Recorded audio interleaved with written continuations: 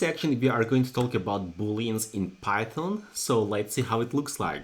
So in Booleans in Python, it has output of true or false only. So let me just demonstrate how it looks like. So if I print the true, you see even the color is changing. That means it's already a function of the Python. So if I run it, it is going to print the true for me. If I make it true with a which is not capitalized, it is going to say that true is not, which is not defined. So it will try to figure out if the true is a variable. So just make sure that it's printed with the capital, and also same with the false.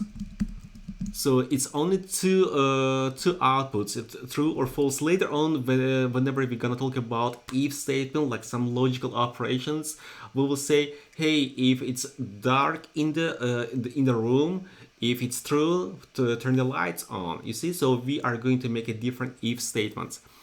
And so for example, I will say that a is 1 is equal to 2, so it is going to print a boolean for me, so it is false. You see, so it has either false or true, nothing else. Or if I say that 1 is equal to 1, it is going to print a true for me.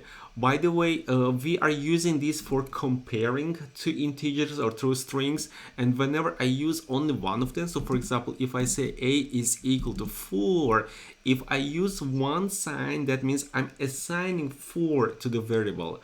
But if I want to make a comparing, so I need to use type them double. You see, so right now a was 4 was assigned to the a. I will say the a is bigger than 5. It is going to print the boolean for me. You see, or if I say the a is less than 5. Let me just see. You see, it is going to give it true for me. So just keep in mind the boolean is all about true or false, which is one of the function in Python.